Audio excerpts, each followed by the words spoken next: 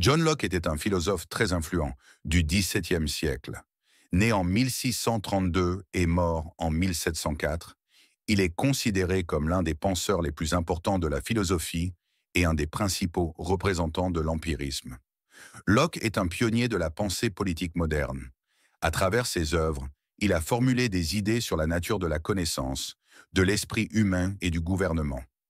Ces idées influencent encore aujourd'hui notre société, comme la liberté, les droits naturels et la tolérance. Dans cette vidéo, nous allons découvrir ensemble certaines de ces citations les plus marquantes et voir comment elles résonnent encore dans notre monde actuel.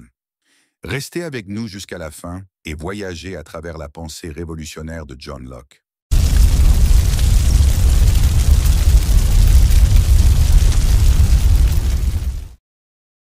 L'esprit est une table rase sur laquelle l'expérience grave ses marques. Les hommes sont tous naturellement égaux et libres. Le pouvoir ne peut être légitime que lorsqu'il provient du consentement des gouvernés. Là où le droit finit, la tyrannie commence. L'état de nature est régi par un droit de nature qui s'impose à tous. Nul ne doit léser autrui dans sa vie, dans sa santé, sa liberté et ses biens. La nécessité de rechercher le véritable bonheur est le fondement de notre liberté. Ne soyons pas trop généreux de conseils, gardons-en pour nous-mêmes. La connaissance de l'homme ne saurait s'étendre au-delà de sa propre expérience. Ce qu'on nomme idée est l'objet de la pensée.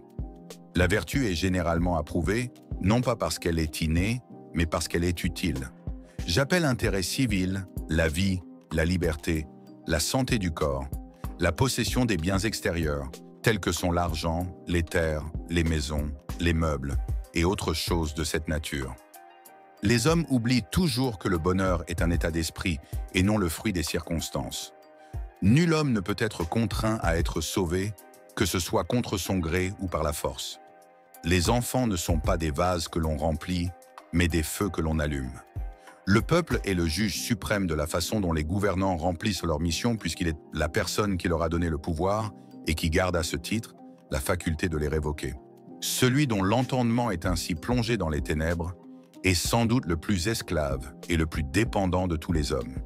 La liberté naturelle de l'homme consiste à ne reconnaître aucun pouvoir souverain sur la terre et de n'être point assujetti à la volonté ou à l'autorité législative de qui que ce soit, mais de suivre seulement les lois de la nature.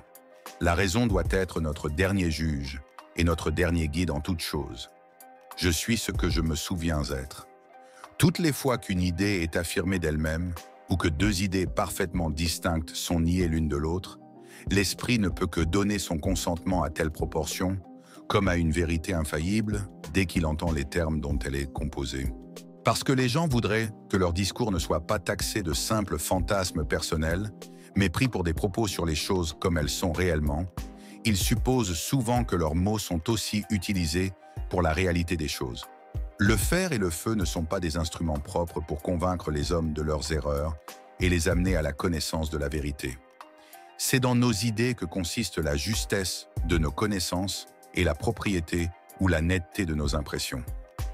Les mots, dans leur signification primaire ou immédiate, ne tiennent pas lieu de rien d'autre que des idées dans l'esprit de celui qui s'en sert. Moins les sectes ont la liberté de s'assembler en public, plus elles sont unies dans leurs sentiments. Tout homme possède une propriété sur sa propre personne. À cela, personne n'a aucun droit que lui-même. Toutes nos connaissances se sont fondées sur l'expérience. Là où il n'y a pas de loi, il n'y a pas de liberté.